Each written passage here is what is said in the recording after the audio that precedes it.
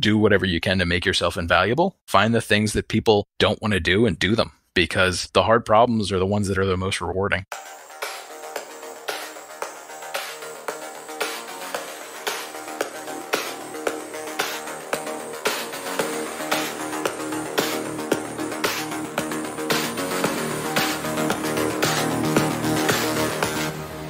Welcome to Getting into InfoSec. I'm your host, Ayman Elsawah. My guest this week is Nick Vasari. Nick is the main person responsible for security at a very large school district. Earlier in life, Nick was never satisfied with the status quo. I remember my creative writing teacher, she had this assignment where you had to complete a statement in some poetic way, and it was like, the sun burns. And my response was, the sun burns is a false statement. It's fusion. A tinkerer, Nick wanted to see security in action firsthand. I would leave my horribly unpatched system online overnight, and I would just connect it to the internet and just leave it there. And then the next morning I'd wake up and I'd say, okay, who did what to my machine, right? He also shares with us some incredible wisdom he has learned over the years from others, as well as from his own career evolution as well. I used to kind of hide behind my email a lot, and I would send people out emails and just say, okay, good, I've got the documentation. I was that guy that had my binder full of possible solutions, and I would just say, oh, we need this and we need that. If we don't have the budget and we don't have the tools, then we're never going to have these things. And that was just the wrong attitude. Man, Nick really knows how to put it well. Check out my book if you haven't already. It's a guide to help you when starting from scratch and are overwhelmed on where to start. If you like it, please leave a review or recommend it to a friend or your school. Sign up to my mailing list and check out the store at gettingintoinfosec.com. Links are in the show notes as well. So just a quick heads up. The audio on my end didn't come out as well. Not sure exactly what happened, but it seems like the wrong mic got selected. I was not in my usual setting. The good thing is Nick's audio came out really well, so that's all that matters. All right, on to the show. Hey, Nick, welcome to the show. Hey, Ayman, how are you? Good, how are you doing? Fantastic. Awesome. Well, so, Nick, maybe you could let folks know what you do today in the security world. Sure. So my name is Nick Vasari. My official title is Data Architect and Security Manager, and I work for a large school district in Maryland. We have 60,000 students, 12,000 staff, about 80 sites, and 30,000 devices that I have to take care of. Wow, that's like a large enterprise, basically. Yeah, it's a lot of fun. And I'm the only designated security person for the school system. And I just love my job. I really have a lot of fun every day trying to come up with really unique and inexpensive solutions. Okay. And how did you get involved in the security role for that? So before I got into security, I was a computer technician, and I was kind of delving into managing servers. And the school system hired a manager for the server team. And at the time, there was like 2 people on the server team that really weren't interested in managing servers. Okay. So I ended up kind of inheriting that role as a technician, and I really enjoyed it a lot. And it was very hacky. It kind of like allowed me to exploit a lot of the skills that I had acquired just by being a dumb teenager playing around on the internet. Okay, let's talk about that a little bit. How did you build those skills when you were younger, or just get into technology when you were younger? Yeah, so the big change for me was, I guess I'd always been interested in computers from like just pop culture and sci-fi and different things that I read or whatever. And my dad was actually building a computer when I was about 10 years old. We had some IBM green screen machine that was, it was fun to play around with, but it really wasn't like a modern computer. Mm-hmm. So anyway, he was building something that actually ran like DOS and had VGA graphics, and it was really cool. Nice. And I was really anxious. I was like, oh, when's it going to get done? Did you buy all the parts yet? And he was having a lot of trouble with it. So he had this thick book that he was using to figure out how to put it all together. And he just handed it to me. He said, well, here, you're home all day. You read it. Nice. Awesome. I read this book in a couple days, and I came downstairs to take a look, and I said, oh, look, you got the cable flipped around for the hard drive. And I turned it around. That was back in the old 40-pin days where you could actually flip them over. Right. The IDE. Yeah. So that's kind of what got me started with computers. And then from there, my family had really been very, they hadn't stifled any kind of inquisitiveness that I had. Mm-hmm. So if I wanted to do something, they didn't stop me. So I wanted to be an electronic engineer. That's what I went to school for. Okay. And at like 12 years old, I had a workbench and I had just components just all over the place. At 12 years old? Yeah. I'd harvested a bunch of components from a bunch of broken stuff that people would just throw out. I don't know if you ever had these, but like at Radio Shack, they used to sell these like 301 kits, Yeah. which was really just a bunch of components on springs. And there was a nice big fat book in there of circuits. So that's kind of where I got a lot of the initial passion for electronics. And from there, it kind of evolved into the things that you put together in a circuit is a lot similar to putting together software. Rather than dealing with different voltages and simple signals, you're now dealing with strings and, authentication and just similar kind of situations. Yeah, that's amazing. And then you input output, right? That's right. Yeah. That's awesome. And so having that computer really kind of helped kickstart your curiosity, I guess, for technology. Yeah. Actually, when I was young, I purchased my own phone line so that I could have dial-up all the time. Oh, nice. Yeah. One of the things that I did was I would leave my horribly unpatched system online overnight. And I would just connect it to the internet and just leave it there. And then the next morning I'd wake up and I'd see, okay, who did what to my machine, right? Oh, you did it on purpose? Oh, yeah. Okay. It was like a little honeypot, right? But it was also a learning experience for me to see like what kind of cool viruses I could capture from the internet. Mm-hmm. And then I would just wipe it out and start over again. So it was a lot of fun. I mean, now I wouldn't recommend anybody do that now, but yeah, back then it was a little bit less dangerous to do stuff like that. What was the most interesting quote unquote virus that your computer from that? Oh, I really enjoyed the registry hacks where people would change what Windows would do to an executable. Like if you launched an executable, it would hook another program. Mm-hmm. So that was my favorite kind of technique that came from that. And I remember years later reading an article about this is some kind of horrible thing and it's revolutionary. It's really hard to beat. And I'm like, well, that's been happening for years. Like I saw that on my dial-up machine ages ago. Yeah, that's amazing. So fast forwarding into the future, did you go to school in computer science? Or how did you get your first tech job? Yeah, so I went to school for electronic engineering and I dropped out because I just couldn't handle some of the garbage that you have to do when you're just getting through a program. Mm-hmm. So I really did not enjoy creative writing at all. I remember my creative writing teacher, she had this assignment where you had to complete a statement in some poetic way. And it was like, the sun burns. And my response was, the sun burns is a false statement. It's fusion. Awesome. Yeah, she did not like that. That is hilarious. Yeah. Actually, I just got back into school. I graduated back in March. So that was just like a few months ago. Oh, congratulations. Yeah. So now I have an actual, bachelor's degree in cybersecurity. Okay. But, that's really just a piece of paper. I've just always kind of thought, I need to get this someday. And someday has finally come. So. Okay. And so when you dropped out of engineering, did you just went to work? What did you end up doing during that time? For a little while, I had my own business. It was a small business that helped other small businesses with computer problems. Okay. And I was living with my girlfriend, now my wife. And I didn't really like doing the small business stuff. I really hated trying to chase people down, people that don't pay their bills and doing the whole contract negotiation part. It just wasn't for me. Oh, yeah. Mm-hmm. So she had suggested just get some job in the school system because it's a great place to work. They have fantastic health benefits. And, once you get your foot in the door, you'll just work your way up. So I said, okay, I'll find something. I found a math tutor position at a middle school that was just as entry level as you can get. Mm-hmm. And I was like, well, I like math, so why not? Nice. So I took that job. And as I was there, I saw a bunch of broken machines laying around. There's all these open tickets and they would put little Post-its on the computers that said oh, this computer's sick. Nobody can use it right now. And so I just started walking around going, well, what's wrong with them? Yeah. So I power them up and take a look at them. And I started fixing them and closing out these tickets. And the computer technician that was assigned to the school, she was on 1 week rotation or something like that. Mm-hmm. She's like, well, who has been closing out all of these tickets, Yeah. And so the person who was managing that introduced me and she said, you have to come work for us. So I didn't have that math job very long. And then I went to be a computer technician. And sure enough, my wife was right. She said, just get your foot in the door and you'll work your way up. So I've been there ever since then. I've been there for 15 years now. Pretty cool. Yeah, it's been pretty awesome. So you saw a problem and decided to fix it, right? Nobody told you to go ahead and do it. Yeah. That's kind of always my dad a long time ago. He said, once you get into a position somewhere, just do whatever you can to make yourself invaluable. Mm-hmm. Find the things that people don't want to do and do them. Because the hard problems are the ones that are the most rewarding. Wow. Yeah, that is great. Very good wisdom. That's awesome. And so now, fast forwarding, you're kind of doing DevSecOps, right? Maybe explain to the audience what DevSecOps is exactly. Sure. So, I mean, I can tell you kind of from my perspective, what DevSecOps is. Yeah, of course. Because there are so many different interpretations of what it means. Thank you for that. Yeah. Yeah.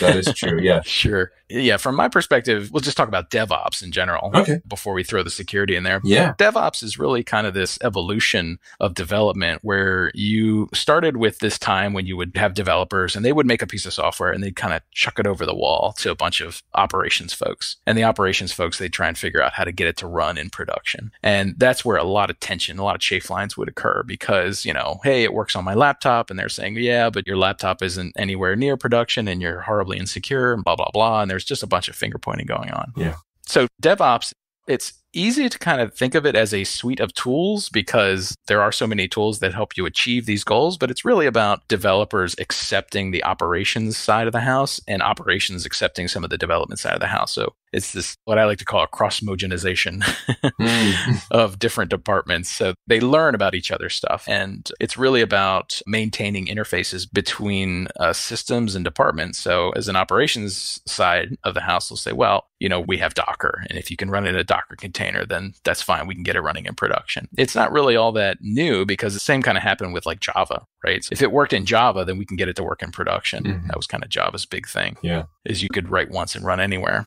So anyhow, it's really just about the different sides of the house learning each other's trade. And security, of course, now gets infused into that, where people are used to writing software and they're used to now writing it in a specific type of environment so that they'll know with some confidence that it runs in production. But is it secure? So how do we infuse security into that same development pipeline? And we can use automated tools to do that, but it's really, again, just that cross-mogenization. I have to talk to the operations people about security. They got to talk to me about the operations stuff and vice versa for development. So we can all kind of contribute to the same problem or contribute to the same solution, I should say. Yeah. Because at the end of the day, we're all trying to solve the same problem. Yeah, I guess maybe a little historical context is before security used to be telling folks, hey, this is what you need to do to secure XYZ. Where now in the DevSecOps model, they need to be part of the solution. Would you say that's correct? Yeah, absolutely.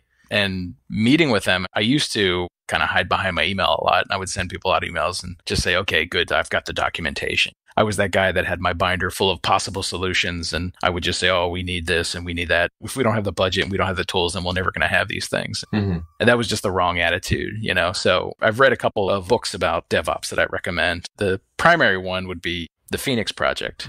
That's a fantastic book. And it's not really about security. The guy that wrote it, he's very much into security, but the security kind of ends up as a small chapter towards the end. I see. Which I think is pretty funny, but regardless, it's a really good book. It steered me in a different direction. It solidified some of the things that I had learned trying to implement security in different areas of the house, and the operations side of the house and the development side of the house. Okay. It really doesn't work if you just come down with regulation and say, well, you must do it this way. You really have to be part of the solution. You have to walk them through it and show them why it's a problem. Mm-hmm. I remember when SSL Strip, a really cool tool, Moxie Marlinspike, came out. And what was that other tool? It was a plugin for Firefox. It was really when SSL started to become like the standard, where everybody said, well, you have to be SSL by default. Firesheep. Okay, cool. So I remember when SSL Strip had just come out, and I was trying to explain to people that you really have to have SSL on by default. You can't have this port 80 redirect to go from unsecure to a secure connection, because someone could just sit in the middle and downgrade the connection back to HTTP. Yeah. And I had a boss at the time. He was a graybeard, and he was like, oh, that's nonsense. It's never going to happen. I said, okay, well, that's fine. So I fired it up and I said, go ahead, type in your password. And he's sitting on the Gmail login page. And just like everyone else, he didn't bother to check to see whether it was a secured page. So he typed in his credentials and I said, well, there you go. There's your password.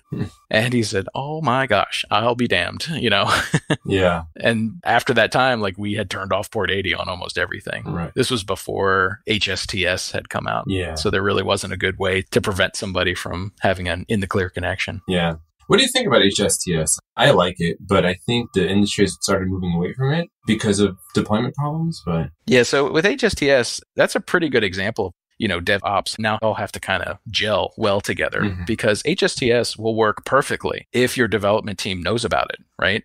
If there is some type of a redirect that relies on it going back to an unencrypted channel, then HSTS is never going to work. Yeah, that's true. So because your browser will throw an error, and the developers have to realize that like their connection needs to be encrypted all the time. I mean, it can be unencrypted the first time that somebody goes to it, but after that, it has to accept encrypted connections. Yeah. And the real trouble with it is that the software is always changing. So you might have it working one day, and then some patch comes out that fixes a problem, and all of a sudden it breaks HSTS because HSTS becomes this edge case that barely gets tested. So that's part of why you really have to have, you know, a development pipeline that includes testing and testing all these edge cases, so that whenever the new version does come out, you can say, oh no, it's not my deployment that's broken, it's your implementation, right? You're supposed to be supporting HSTS, and you dropped support for HSTS and you didn't put that in your release notes. Yeah. Cool. So any interesting stories in your days of security? Okay. So one of the nicknames that I've acquired is Rube Goldberg, which originally it was meant to be a kind of an insult because some of the solutions that I proposed just seemed to be really backwards and hacky.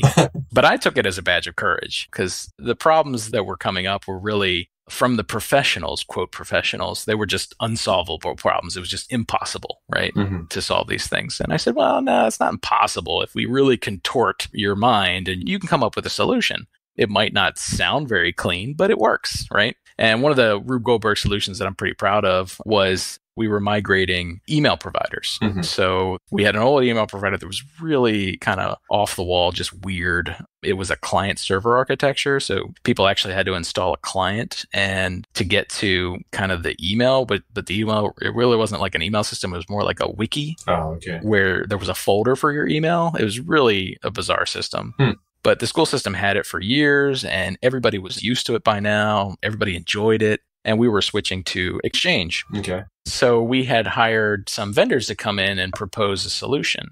And there was only one vendor that actually said that they had a solution to migrate. And it was the vendor that we were working with to kind of support the software. So we already had a relationship with them. So they came in and they fired up their solution and it was just abhorrently slow. It just was never going to work. It took hours to migrate a single mailbox and the solution was single threaded.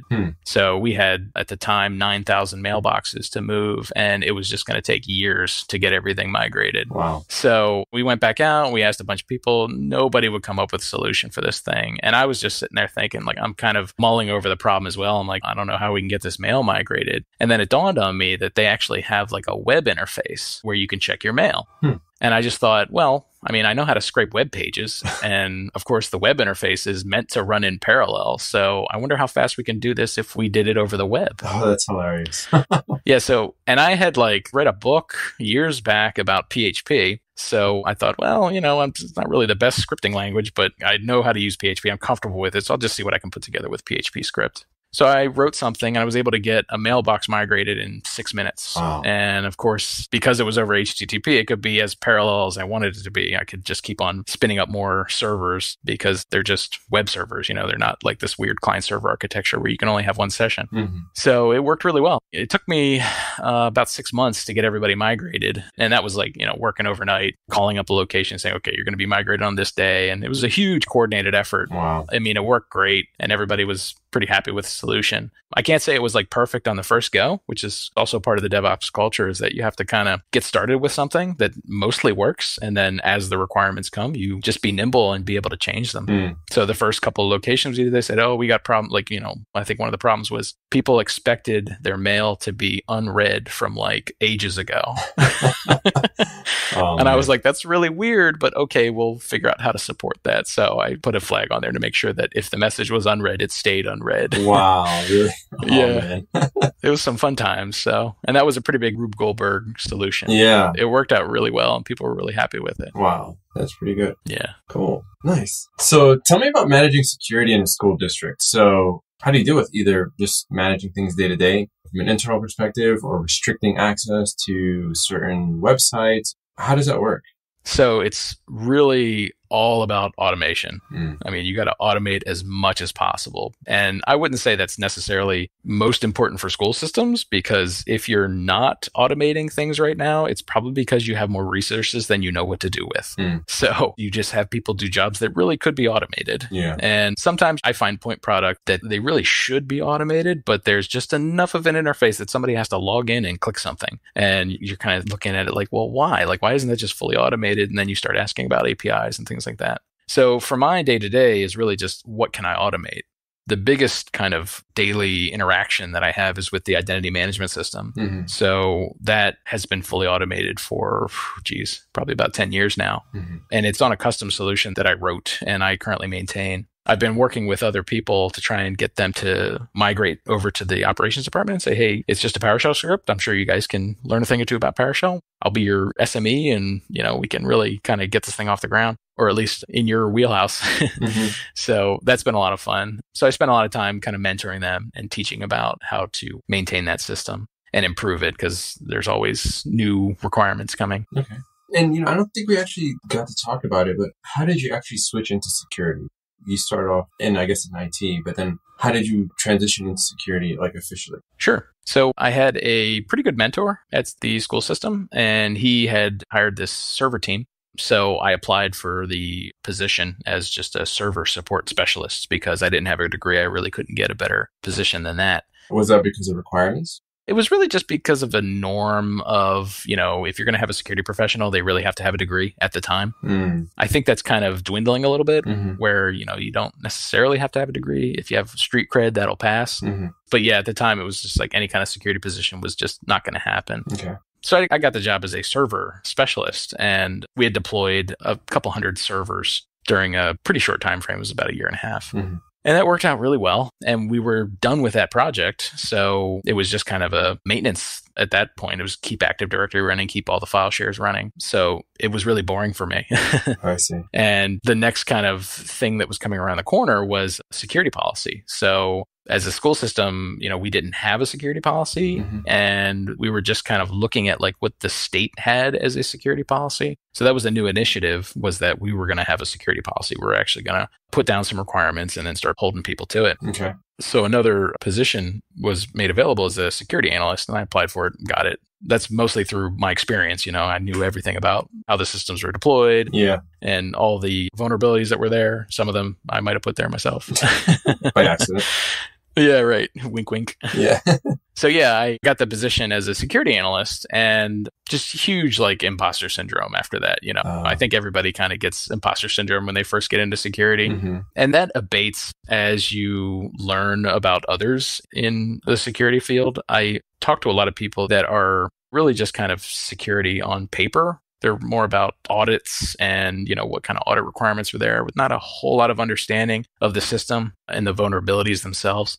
And I always look at that as being like a kind of a personal barrier that people just put up for themselves. I think I hear a lot of people say like, oh, I don't know about computers, or I don't know about this, or I don't know about that. And it's like, well, when you put that barrier up, that you just say like, you don't know about it. Yeah, I mean, of course you don't know about it, but you can look, you can read about it. It's not like it's unattainable knowledge. Mm-hmm. And there are a lot of people they're security professionals, but they really don't know about how a system works and how a vulnerability works, how an exploit works. And so, if you have any kind of imposter syndrome, just know that there are people out there making a lot of money that really don't know about security either. So, Gotcha. And you really just have to have that passion to want to learn, and you can definitely jump into security. That's really the most important thing. Yeah. And what made you want to go for the security position? Oh, I think it was probably pop culture and sci-fi. I remember the movie The Net, Sandra Bullock. Okay. I really love that movie. I remember watching it for the first time being like, wow, she's ordering a pizza on her computer. It's really cool. Nice. And then, of course, they ruined her life just by, making some changes in some databases somewhere. And it was like, that's amazing. It's really cool. Mm. So that was one of the things that really got me kind of turned on to security. I've just always enjoyed, this kind of hacky stuff, mostly for utility, but also just kind of novelty, right? Is like seeing what somebody can do with a system, and it's really not supposed to do it. Mm. So that's kind of what got me started with security, or really interested in security, I should say. Do you have an example of a life hack maybe that you did from your younger years? It could be a technical or non-technical, but just kind of a life hack that you use to get out of a situation or improve a situation. Yeah, I know something. Okay. There was this user interface that required lots of clicks to get through. Okay. And it was just some automated process of, let me click and right click edit and then hit space a few times and type some numbers, right? And then move on to the next one. Increment the digit, move on to the next one. Do the same thing, type a few other numbers. So that was like my introduction to, or when I saw that problem, I looked at AutoIt or AutoHotkey. It was one or the other. I can't remember which one. Yeah. But when I found that on the internet, I was like, oh, this is perfect. Like I can automate key clicks. So I wrote just a simple little tiny script that just did that one thing for me where I could just type a hotkey and then it would run a string of characters. And I used that for a lot of little stuff. And then I had something like really important that had the same type of flavor where it was like, we really have to get this data off the system. And all it is a bunch of clicks and a GUI. And it's old archaic system that nobody understands the back end to. And we know it's an Oracle database, but nobody has the schema for it. Yeah. They can't really reverse engineer this whole application. So I applied the same solution. It was just like a GUI click and, it would click on a certain field and it would take a screenshot and then it would compare the MD5 of the two screenshots to say, oh, has this little square of the screen, has it changed from what it was before to what it is now? And anyway, it was fantastic. Like I put all that together and the application ran for like 3 weeks and it pulled down thousands of records off of this system. That to me was like, wow, like even something from ages ago where I just did it to organize my music collection. Now I can apply this to like a real concrete problem that somebody's having that's costing them like $30,000 a year. Mm-hmm. That's really awesome. Just putting your mind to something, right? And getting it done. Yeah, and a lot of it just comes from experience. I know my grandmother always said, those who don't make mistakes don't do much. So get out there and make a bunch of mistakes. There you go. That's awesome. I wanted to switch track a little bit and kind of talk about, I guess, how you handle security from a culture perspective, either in your day-to-day and your job. How do you teach security culture at your school or at the district? It's just you, it seems, at least the main security advocate. How do you deal with like people who want to just block all the things, right? Or handling that? How do you deal with that? Yeah, so I think the most important thing is to first don't be that guy that just says no to everything, right? You have to be somebody that says yes and, or yes, have you considered, and really be engaging and helpful, because nobody wants to go to the person they know they're just going to come back and say, no, you can't do that. It's risky. Mm-hmm. Well, of course it's risky. Everything is risky. Mm-hmm. The question is, how risky is it, right? So you really have to be the person that is approachable. And I've become approachable by just helping people solve their problems. That's where I started, as a technician, and moving up through a server support person. It's just, I'm always solving people's problems. So they just come to me and they say, hey, I have this problem. And as they're describing their problem to me, I'm like, I've got this little tally list in my head of like, oh yeah, that could be exploited. Oh boy, I wonder how you're handling passwords here. And, oh geez. And I just keep those in the back of my mind. I don't stop them. I let them continue. Uh-huh. I let them play out the whole thing. And then I'll say, okay, cool. First, let's solve your problem, blah, blah, blah, whatever it is. Mm-hmm. And then as we're doing that, have you considered like, how are you handing out these passwords? And I'll just ask questions like that. And it gets us on the same page, right? They're getting what they want by me helping them solve a problem, but also I'm getting what I want by implementing security or trying to inject security into the system. And it's worked out really well for me because I've seen the other side. I've seen where people just say, oh no, you can't do that. Yeah. It's impossible that we could allow NTP out of our network because I've heard that it could be hacked. Mm-hmm, mm-hmm. It's like, of course, yeah, it could be hacked. Yeah. But how risky is it? Right. That's awesome. I couldn't have said it better. That's really good. Just to the last part, like threat modeling, right? So no, you're right. It is threat modeling. It's just I don't go through the formalities of writing it down as a threat model, which is probably some of my failings on my side, because when the auditors come around and they ask, hey, do you do these things? It's like, yeah, we do. But unfortunately, I didn't bother to write any of it down. So I guess I'll make a note for next year. Well, no, I mean, you are threat modeling in the sense that what you just said about blocking NTP blindly because I've heard, et cetera, et cetera. Right, right. But like for your environment, does that apply to your environment, right? Yeah, you're right. Yeah. The following is a PSA of how not to do security. Once upon a time, there lived a curmudgeon king and queen who lived in an ivory tower. All day, the peasants would come and ask for help, but they would just make them create JIRA tickets. They declined meetings and would only respond with processes and policies. Tired of the lack of compassion, the peasants left and went to another kingdom, where the rulers were fair, empathetic, and opened their doors with welcoming arms. The castle was made of glass and gave the peasants transparency into their decision-making. The rulers listened to their needs and were solution-oriented. The king and queen of the compassionate kingdom sent their army to capture the rulers in the ivory tower. With no army to defend them, they surrendered and were put to work at the IT help desk, resetting passwords. Cool, man. So do you have any juicy incidents that you can talk about anonymously? I mean, we all know where you work, so yeah, I know that limited, but any incidents from the past, security incidents that... Sure. Yeah. One big incident that we had a few years ago, I think a lot of people have experienced this because the FBI actually published a notice about it, but there's this, everybody knows about business email compromise, right? Mm-hmm. The phish email will go out and they'll get your credentials. And what we were seeing a lot was like, they would get the credentials and then they would take over your email. They would just start spamming other people. And we were like, okay, yeah, that's really bad. We'll go around and shut them. And there's even some automated tools that prevent that from happening, right? They see a flood of outbound email, they'll just shut the account down for you. And that was kind of the way that we were handling them for a while until all of a sudden we found out like, hey, a bunch of people didn't get paid one pay period. Wow. And we're looking at this problem like, well, what's going on? And it turned out that a whole bunch of people had their direct deposit modified in our ERP. So looking at that problem, I was like, oh, this is different. I haven't seen this before.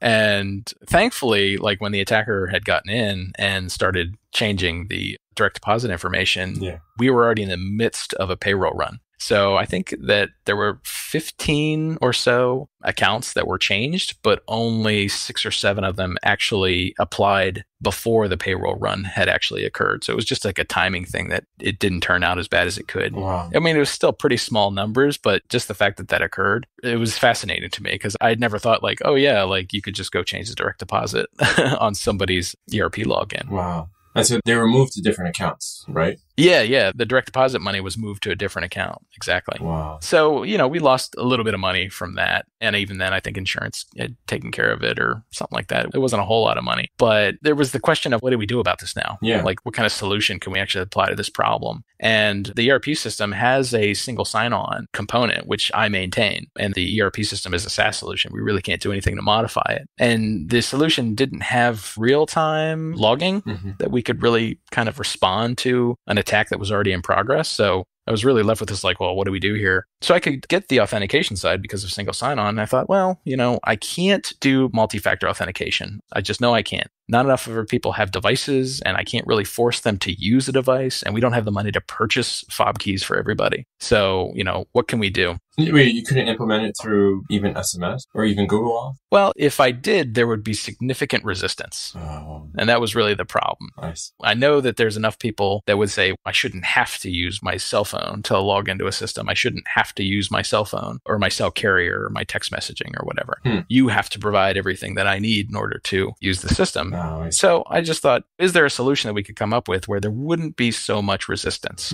And it's not multi-factor authentication, but it's just a second something you know. So the first something you know is your password. And then if it is a computer that I've not seen before or a browser that I've not seen before, all of a sudden you get this second question posed, right? Of some question and answer that you choose. And you've probably seen these in like your bank. Your bank probably has one. Yeah. My bank had one, but they got rid of it, which I think is kind of interesting. But yeah, so if I've never seen your browser before, you have to answer a security question. Yeah. So we put that in place and knock on wood, we haven't had that type of attack. And I can't imagine that people haven't gotten into the ERP system since then because, of course, there's been credential compromise since then. And they probably did log into the ERP system, but they just got hit with a second question and then they just move on from there. So Gotcha. It's that old adage that, you don't really have to outrun the bear. You just have to outrun your friend. Gotcha. That's funny. And then would you add some sort of like detection system to look for logins from IPs that were never like, is there anyone? Yeah. So there was a solution that was put in place kind of immediately after the attack where we were actually looking at the source IP address and seeing, okay, what geolocation is associated with this? And if it wasn't anything within the region, we just dropped the connection. Okay. And we sent out a notice and said, okay, if you're traveling, you're not going to be able to get on the ERP system. Oh, cool. And we can do that because we're local and, we kind of make sure that everybody that works for us is also local. They have to drive to their location location every day. Yeah. But I know that's not the case for some. If you have remote workers, that's not a real solution for you. Yeah. Plus, if we supported IPv6, which maybe someday we might, I don't know, maybe never, that wouldn't be a solution either. Right. So it was in place. And actually later it came back to bite me because I was chasing after this problem. I was like, why can't people log in? Like, what is wrong with this thing? And I was like, oh, it's because I put that thing on and I forgot about it like ages ago. Wow. And it's really interesting to see in the private sector, it's totally fine to use your personal device for like second factor, but the different mentality, I guess, of a government institution, we're like, hey, I'm not going to use this for, you have to provide everything. The different things. I mean, I think we've only scratched the surface about security life in the school district versus private sector. Well, I also think some of it is balancing. I can't think of a nice PC way to say this, but there are people that just love to be resistant, where if they see that there is some challenge that they can say, oh, here's the thing. This is how they're going to get us, right? They're going to be resistant to that. So they're just constantly looking for those issues that they can bring up. And that's the kind of thing you have to respect, that they're coming from a certain position where like that's how they've gone through life, right? They've got to this point where they are now by being this way. So you kind of have to respect that. I remember a long time ago, I was talking to a teacher who was really interested in having her classroom set up a specific way. And I mean, it was about something completely inconsequential, but it turned out she was like a flower child from like the 60s. And she was just always about fighting the man, So anything that come up that was a problem, she was like, oh, it's the man again, Gotcha. So I kind of had to respect like, okay, yeah, we're not the man. We're not trying to get you or anything like that. You kind of have to come to some middle ground. And that's really challenging to find that middle ground. It is. That is exactly right. Cool. Well, Nick, thank you so much for your time. Any advice for folks out there looking to get into security? What are your parting words? Well, there is only small incremental change and elaborately planned failures. So make small incremental change. Don't plan a lot. You can plan a little, but don't plan a lot. So when you're trying to implement change, you want to come up with a plan. You want to say, okay, we're at this point in our journey and we want to be at this part way out in the future, right? Like 5 years from now, we're going to have all this amazing stuff. Well, you can plan a little bit of that, but if you start getting lost in the minutia and you start making these really big, elaborate plans, you're going to fail. The only kind of change that you can affect is small incremental change. People can accept small incremental change. They can't accept big monolithic changes. You'll just have so much resistance and it'll be a failure. You might still call it a success, but there'll be a lot of angry people. Yeah. And what about advice for folks looking to get into the security industry? What advice do you have for them? Just go out there and make a lot of mistakes. Don't be afraid to break things. Cool. Without breaking the law, of course. Yeah, of course. Cool. Well, Nick, thank you for your time today. It's been really enlightening, and I look forward to meeting in person one day. Awesome. Thanks, Eamon. All right, thank you. As always, if you like the show, please thank my guests for their time and let others know about the show. Intro music is Cascadia by Trash80, trash80.com. Check out the website gettingintoinfosec.com for show notes, clickable timestamps, a preview of my book, and more. And stay in touch on Twitter for more Getting Into InfoSec reflections. Every week, I let my guests pick their outro music. This week, it's Double Helix by Ethan Mixo.